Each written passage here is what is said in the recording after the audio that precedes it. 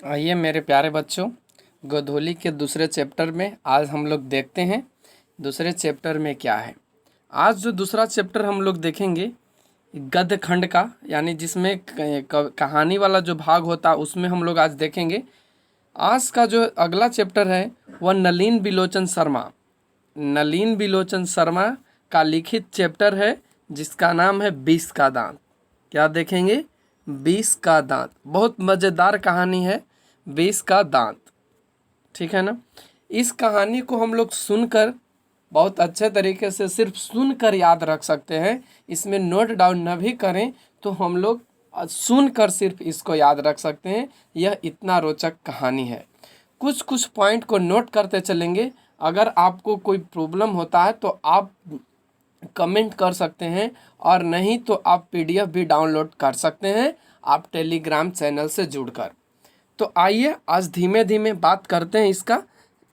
पहले थोड़ा सा लेखक के बारे में, जो ये राइटर हैं उनके बारे में थोड़ा सा जान लेते हैं, क्योंकि ऑब्जेक्टिव प्रश्न बोर्ड में ऐसे भी बन जाते हैं लेखकों से भी। तो यहाँ सबसे पहले हम लोग देखेंगे नलिन बिलोचन शर्मा जी का जन्म। तो यहाँ देख रहे होंगे कि नलिन बिलोचन शर्मा जी का जो जन्म हुआ था वह 18 फरवरी 1916 ईस्वी को पटना के बदरघाट में हुआ था। कहाँ हुआ था? पटना के बदरघाट। ये 3 पॉइंट याद रखेंगे। कहाँ हुआ था, कब हुआ था? तो कब हुआ था? 18 फरवरी 1916। कहाँ हुआ था? तो पटना के बदरघाट। इनके पिता का जो नाम था वह पंडित रामा अवतार शर्मा, और इनके माता का नाम रत्नावती शर्मा था। इनकी जो प्रारंभिक पढ़ाई हुई वह गाँव में हुई, और इन्होंने कॉलेजिएट जो पढ़ाई की वे पटना विश्वविद्यालय से इन्होंने संस्कृत और हिंदी में एमए किया। संस्कृत और इन्होंने क्या किया? एमए किया। कहाँ से? तो पटना विश्वविद्यालय से। 1959 ईस्वी में वे पटना विश्वविद्यालय के हिंदी विभाग के अध्यक्ष भी हो गए। और वे कब तक रहे? मरते दम तक, यानी मरने के मृत्यु से पहले तक वे अपने पद पे बने रहे। और उनका जो मृत्यु हुआ वह 12 सितंबर 1961 को हुआ। तो क्वेश्चन बन सकता है कि नलिन बिलोचन शर्मा का जन्म कब हुआ? तो यहाँ से डाल देंगे। इन्होंने पटना विश्वविद्यालय में हिंदी विभाग के अध्यक्ष कब बने? तो यहाँ से डाल सकते हैं। इनके पिता का नाम क्या था? तो यहाँ आपका है पंडित रामावतार शर्मा। माता का नाम क्या है? रत्नावती शर्मा। इनकी मृत्यु कब हुई? तो इनकी जो मृत्यु हुई वह 12 सितंबर 1961 ईस्वी को हुई। तो इतने सारे फैक्ट्स इससे याद रखेंगे, और नहीं तो इसको आप अपने नोट्स बना लेंगे अपने पेज पे, और उसको बार बार रिवीजन करेंगे ताकि जो ऑब्जेक्टिव क्वेश्चन बनते हैं वे छूटे नहीं। तो आइए धीमे धीमे आगे बढ़ रहे हैं। हिंदी कविता में प्रपद्धवाद के प्रवर्तक और नई शैली के आलोचक नलिन जी की रचना इस प्रकार है। यानी ये प्रपद्धवाद के प्रवर्तक हुए और नई शैली के आलोचक भी रहे। और इनकी कुछ रचनाएं इस प्रकार है, जैसे आप देख सकते हैं। रचना से एकाध क्वेश्चन बनते हैं, जैसे जनरली बनता नहीं है। दृष्टिकोण, साहित्य इतिहास का दर्शन, मानदंड, हिंदी उपन्यास विशेषता प्रेमचंद, साहित्य तत्व और आलोचनात्मक ग्रंथ 20 के दांत, और 17 असंग्रहित पूर्व छोटी कहानियाँ, केसरी कुमार और नरेश के साथ काव्य संग्रह, नकेन के परपथ और नकेन 2, सद्दल मिश्र यंथावली, अयोध्या प्रसाद खत्री स्मारक ग्रंथ, संत परंपरा और साहित्य आदि संपादित ग्रंथ इनकी है। खैर ये सब प्रश्न में पूछेगा नहीं, इसको रटने से कोई फ़ायदा नहीं, आपका टाइम वेस्ट होगा। जो भी आप रटे हैं वो भी भूल जाइएगा। इस चलते इसको डिलीट कर देंगे, इसको हम लोग नहीं देखेंगे। आगे बढ़ते हैं। आगे कहता है आलोचक के अनुसार प्रयोगवाद। यहाँ है आलोचक के अनुसार प्रयोगवाद का वास्तविक प्रारंभ नलिन बिलोचन शर्मा की कविताओं से हुआ। यह क्वेश्चन आने की चांसेस बन जाएगा कि प्रयोगवाद का वास्तविक प्रारंभ किनके द्वारा हुआ। तो ये आलोचक रहे कौन? नलिन बिलोचन शर्मा। उनका कहानियों में मनोवैज्ञानिकता तत्व के समग्रता से उभर कर आए। आलोचक में वे आधुनिक शैली के समर्थक थे। वे कथ्य, शिल्प, भाषा आदि सभी स्तरों पर नवीनता के अग्राही लेखक थे। ये सब नहीं बनेगा प्रश्न, ये सब सिर्फ समझने के लिए इसको हम पढ़ रहे हैं, ताकि आप लोग को पूरे किताब अच्छे से समझ में आ जाए। उनमें प्राय परंपरागत शैली का निषेध तथा आधुनिक दृष्टि का समर्थन है। आलोचना की उनकी भाषा गठी हुई संकेतात्मक है। उन्होंने अनेक पुराने शब्द का नया जीवन दिया जो आधुनिक साहित्य में पुनः प्रतिष्ठित हुए। तो ये सब नहीं क्वेश्चन बनने वाले हैं। अगले पॉइंट पे बढ़ते हैं, यहाँ से बन जाएगा ये अगला जो पॉइंट है इसको नोट डाउन भी कर लेंगे। यह कहानी का मतलब किसकी कहानी की बात कर रहा है? यह जो 20 की दांत है उसकी बात कर रहा है। यह कहानी का मतलब वही है 20 का दांत। तो यह कहानी 20 के दांत तथा अन्य कहानियों नामक संग्रह से ली गई है। यह कहना मध्यम वर्ग के अनेक अंतर्विरोधों को उजागर करता है। कहानी जैसा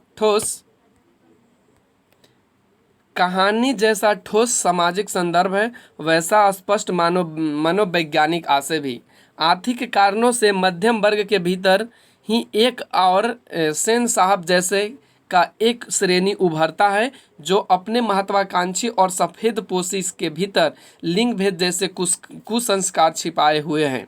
तो दूसरी ओर गिरधर जैसे नौकरी पेशा निम्न मध्य वर्गीय व्यक्ति की श्रेणी है जो अनेक तरह के थोपी गई बंदिशों के बीच भी अपने अस्तित्व को बहादुरी एवं साहस के साथ बचाए रखने के लिए संघर्षरत है।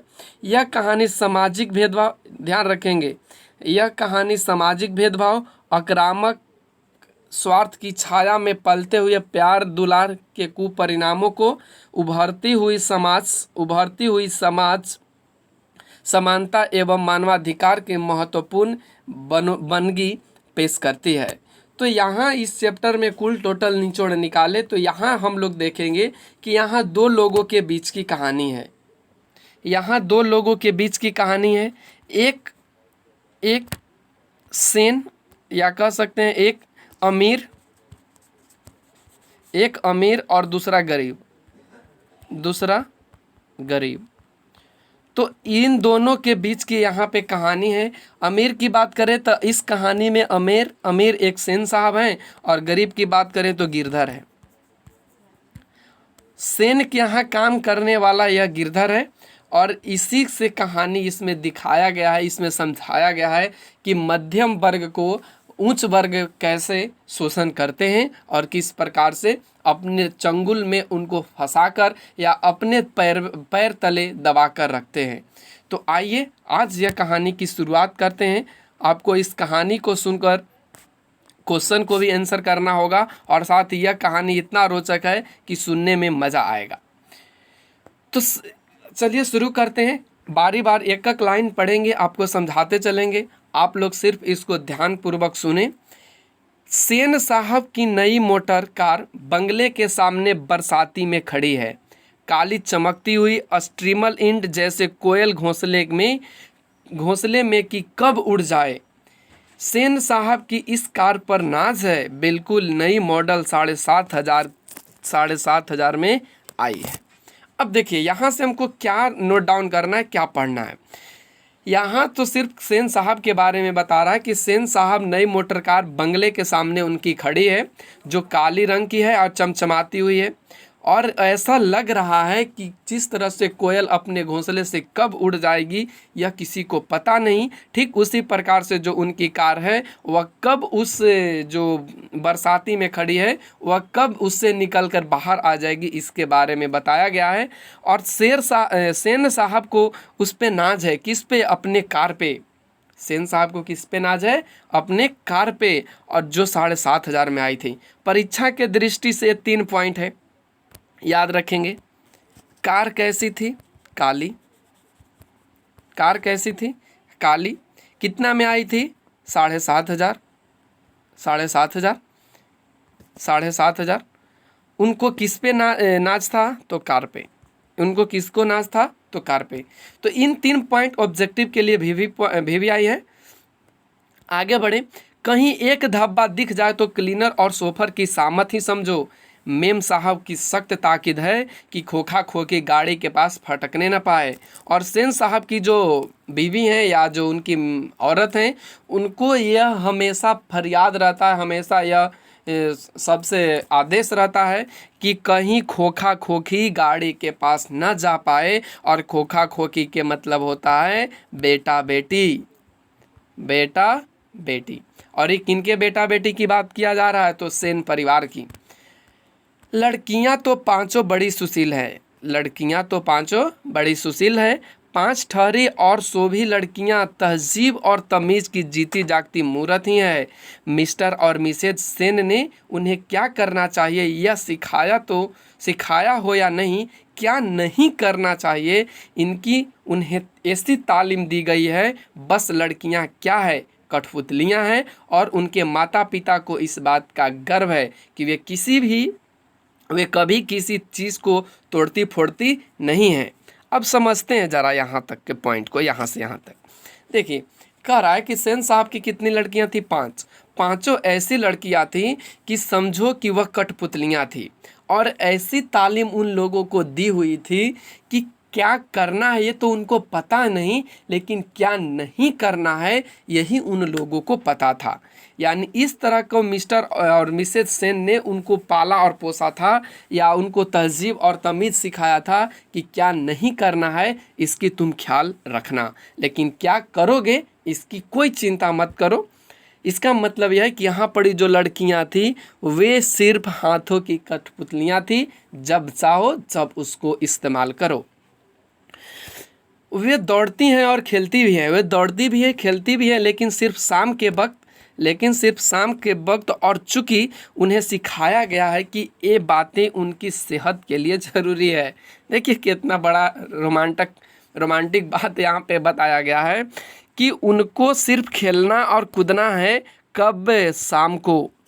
खेलना कूदना है कब? शाम को। क्यों? क्योंकि यह सेहत के ज़रूरी है कि शाम को खेलने से सेहत अच्छी रहती है। ये किनको समझा रखे हैं? ये सेन साहब अपने बेटियों को या अपने लड़कियों को समझा रखे हैं। वे ऐसी मुस्कुराहट अपने होठों पर लाती हैं कि सोसाइटी की तारिकाएं भी उनसे कुछ सीखना चाहे तो सीख लें। कहने का मतलब है कि यहाँ पे वह ऐसी मुस्कुराहट लाती हैं कि उनको देख के सोसाइटी की तारिकाएं कहने का मतलब तार या कोई भी तिनके कह सकते हैं, वे लोग भी इनसे सीख सकती हैं कि कैसे मुस्कुराना है। पर उन्हें खिलखिलाकर किलकारी मारते हुए किसी ने सुना नहीं, आज तक किसी ने सुना नहीं कि वो हंस रही है। सेन परिवार के मुलाकाती रसक के साथ अपने शरारती बच्चों से खींचकर कहते हैं, एक तुम लोग हो और मिसेज सेन की लड़कियां हैं। अबे फूल का गमला तोड़ने के लिए बना है, तुम लोग के मारे घर में कुछ भी तो नहीं रह सकता। यानी सेन परिवार की जो लड़कियां हैं उनको सभी एग्जाम्पल देके अपने बच्चों को कहते हैं कि एक तुम लोग हो और एक वो है। ऐसे देखने को मिलता है, गांव देहात में ऐसे हमेशा मिलता है कि अगर कुछ करो, अगर नहीं कुछ करो, गलती करो तो बगल वाले से इस कंपैरिजन करते हैं घर वाले कि देखो एक तुम हो एक वो है, जो तुम ऐसे करते हो वो ऐसे करता है। तो यहाँ भी इस कहानी में उस चीज़ को छोड़ा नहीं गया है। यहाँ भी कह रहा है कि उनके जो सोसाइटी वाले लोग हैं, वो का सोसाइटी का मतलब होता है पास पड़ोस वाले, सोसाइटी का मतलब समझे पास पड़ोस वाले। तो यहाँ कह रहा है कि सेन परिवार के जो पास पड़ोस वाले जो सेन परिवार के बच्चे हैं उनको पास पड़ोस वाले एग्जाम्पल देके अपने बच्चों को समझाते हैं कि एक तुम लोग हो और एक वो सेन की लड़कियाँ हैं।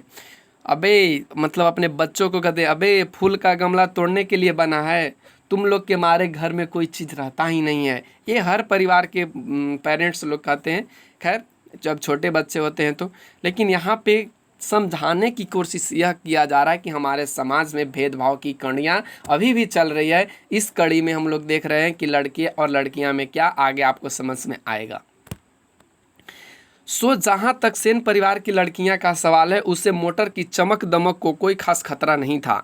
लेकिन खोखा भी तो है, खोखा जो एक ही है सबसे छोटा। खोखा ना उम्मीद बुढ़ापे की आंखों का तारा है।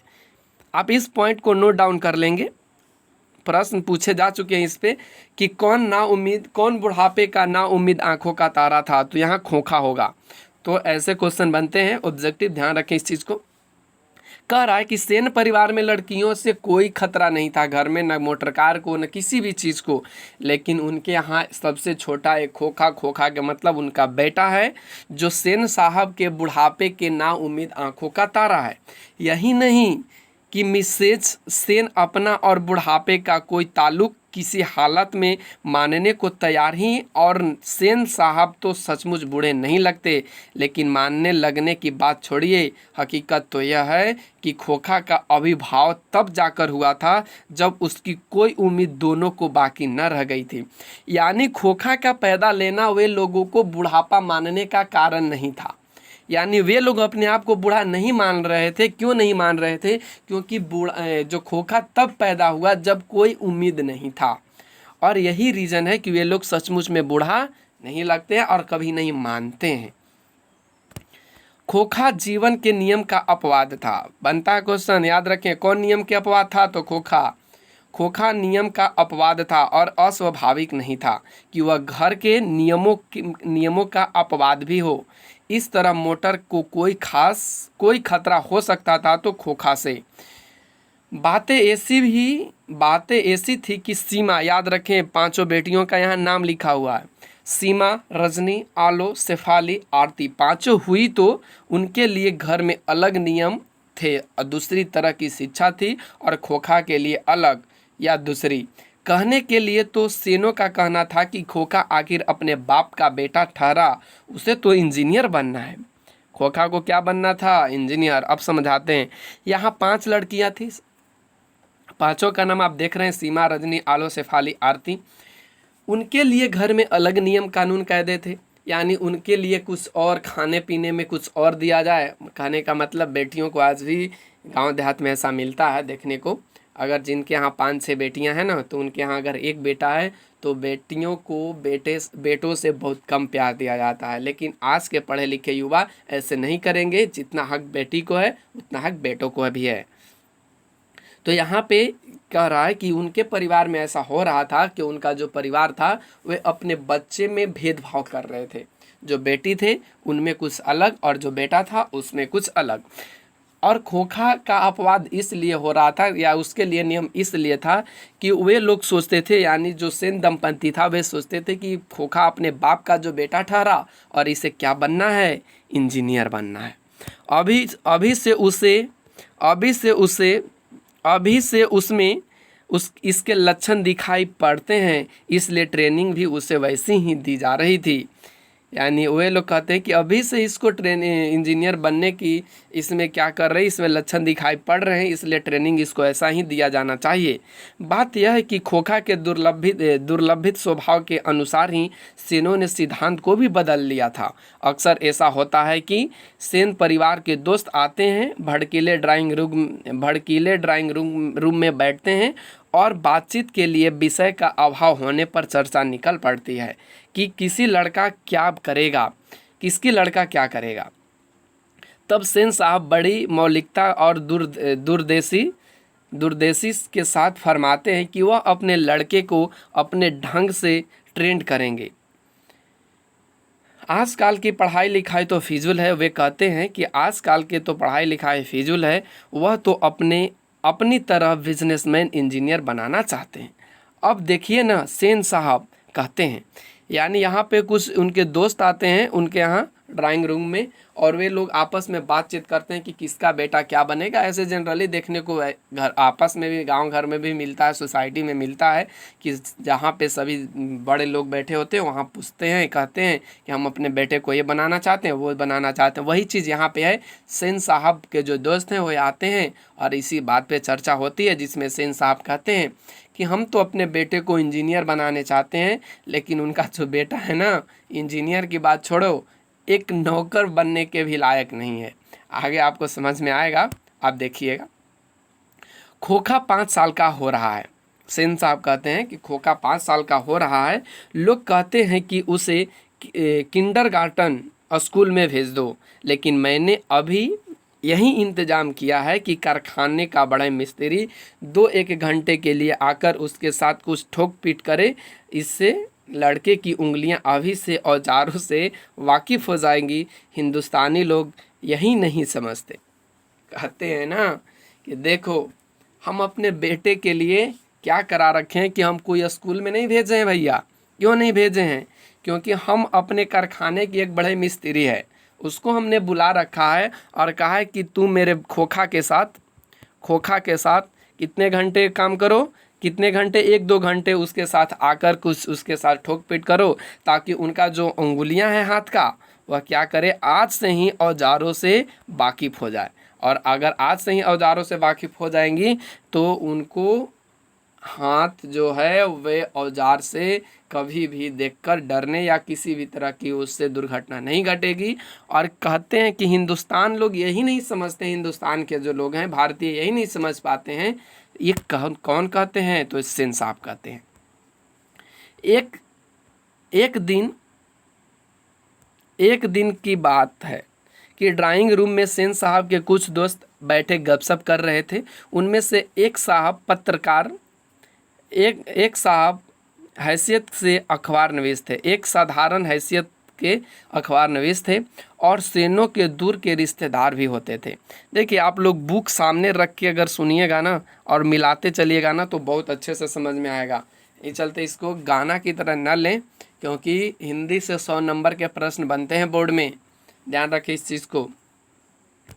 कह रहा है उसमें एक साहब साधारण हैसियत के अखबार नवीस थे और सेनों के दूर के रिश्तेदार भी होते थे। साथ में उनका लड़का भी था जो था खोखा से भी छोटा, पर बड़ा समझदार और होनहार मालूम पड़ता था। किसी ने उसकी कोई हरकत देखी, उसकी कुछ तारीफ कर दी और उन साहब से पूछा कि बच्चा स्कूल तो जाता होगा ना। सेन साहब उनसे पूछ पड़ते हैं कि बच्चा तो स्कूल जाता होगा ना। और इनका ये कब पूछते हैं? जब लोग उस बच्चे को शरारती नहीं देखते हैं तो कहते हैं, तारीफ कर देते हैं उसके बारे में कि लड़का होनहार है। इस पर सेन साहब को जलन हो जाती है और वे कहते हैं कि बच्चा तो स्कूल जाता होगा ना। इससे पहले कि पत्रकार महोदय कुछ बोलते, जवाब देते, सेन साहब ने शुरू किया, मैं तो खोखा को इंजीनियर बनाने जा रहा हूँ। वे बस एक के रट लगा रखे थे कि अपने बेटे को क्या बनाना चाह रहा हूँ, इंजीनियर। और वे ही बात दोहराते थकते नहीं थे। पत्रकार महोदय चुप मुस्कुराते रहे। जब उनसे फिर पूछा गया कि अपने बच्चे के विषय में उनका क्या ख्याल है, तब उन्होंने कहा, मैं चाहता हूं कि वह जेंटिलमैन बने। देखिए यहाँ पे सेन और इस पत्रकार महोदय में क्या अंतर रहा। पत्रकार महोदय ने कहा कि हम अपने बच्चे को क्या बनाना चाहते हैं, जेंटिलमैन। जेंटिलमैन के मतलब नेक आदमी, अच्छा आदमी, जो कुछ बने उसका काम है, उसकी पूरी आज़ादी होगी। सेन साहब इस उत्तर के स्विष्ट और प्रच्छन्न व्यंग पर अटकर रह गए। यहाँ थोड़ा मिटा हुआ है, आप लोग अपने बुक में देख लीजिएगा। अटकर रह गए। तभी बाहर शोरगुल सुनकर सेन साहब उठने लगे तो उनके मित्र भी जाने की इच्छा प्रकट की और उन्हीं के साथ बाहर आए। जब इतनी सारे बात चल रही थी ना तो बाहर से शोरगुल की आवाज़ आई और जब शोरगुल की आवाज़ आई तो सेन साहब उठकर बाहर जाने लगे तो उनके मित्र भी उनके पीछे या उनके साथ जाने की इच्छा जाहिर की या प्रकट की और उनके साथ बाहर आए। बाहर सेन साहब का सोफर और एक औरत से उलझ रहा था और औरत के पास एक 5-6 साल का बच्चा खड़ा था जिसे वह रोकने की कोशिश कर रही थी, क्योंकि बच्चा बार बार सोफर की ओर झपटता था। देखो यहाँ कुछ रटने वाली पॉइंट नहीं, यहाँ सिर्फ सुनने वाली थी, आप लोग सुन लिए। यहाँ क्या होता है ना, जैसे ही लोग बातचीत कर रहे होते हैं बाहर सुनाई देता, आवाज़ शोरगुल देता है और सभी लोग बाहर आते हैं तो देखते हैं कि उनका सोफर और एक औरत और एक 5 साल के बच्चा और दोनों, जो बच्चा है वह बार बार सोफर की ओर झपट रहा है। अब पता नहीं क्यों आगे इस कहानी में बताया गया कि क्यों झपट रहा था, क्या था। सेन साहब को देखकर औरत सहम गई, जो औरत थी ना उस सेन साहब को देखकर सहम गई, मतलब डर सी गई। सोफर ने साहब की ओर बढ़कर अदब के साथ कहा, देखिए साहब, मदन गाड़ी को छू रहा था। कहते हैं कि देखिए साहब, मदन गाड़ी को छू रहा था। गाड़ी गंदी हो जाती, मैंने मना किया तो लगा कहने जा, तो मैंने उसे पकड़कर अलग कर दिया। इस पर मुझे मारने दौड़ा। अब उसकी माँ भी आकर खामखा मुझसे उलझ रही है। मदन की माँ कुछ कहना चाहती थी लेकिन सेन साहब के सटे होठों को देखकर चुप रह गई। सेन साहब ने बड़े सय्यद पर कठोर स्वर में कहा, मदन की माँ, मदन को ले जाओ। और देखना हुआ फिर ऐसी हरकत ना करे। तो आज हम लोग इतना ही तक रखेंगे, इसको समझा देते हैं, फिर अगले वीडियो में आपसे बात करेंगे। कह रहा है कि सेन साहब क्या होते हैं ना, सेन साहब का जो देखकर औरत को सहम जाती है, उस जो औरत थी उस सहम जाती है, और उस लड़का का नाम मदन था जो उस औरत के पास था 5-6 साल का। ये क्वेश्चन बन सकता है इसमें। और यहाँ पे क्या हो रहा है कि जब जो क्लीनर शोफर था वह अपने मालिक के साथ आगे बढ़कर कहा कि देखिए ना मालिक, यह लड़का कार को छू रहा था और मैंने इसे माना किया तो यह मुझसे लड़ने मारने दौड़ा, और अब देखिए आपके सामने ऐसी हरकत कर रहा है। इस पे उसकी जो माँ थी वे कुछ बोलना चाहती थी, लेकिन सेन साहब के डर के मारे वह कुछ बोल नहीं पाई। और ऐसे पे सेन साहब बहुत कड़े स्वर में कहते हैं कि से मदन की माँ, मदन को ले जाओ यहाँ से, ऐसी दोबारा हरकत ना करे। तो कैसा लगा आप लोग कमेंट करें, और इस चीज़ को सुने, और जो पॉइंट अच्छे लगे उसको नोट भी करते रहें। और ऑब्जेक्टिव प्रश्न इसका सीरीज चलेगा, घबराएं नहीं, सिर्फ आप लोग चैनल पे बने रहें और सुनते रहें। Bye bye, take care.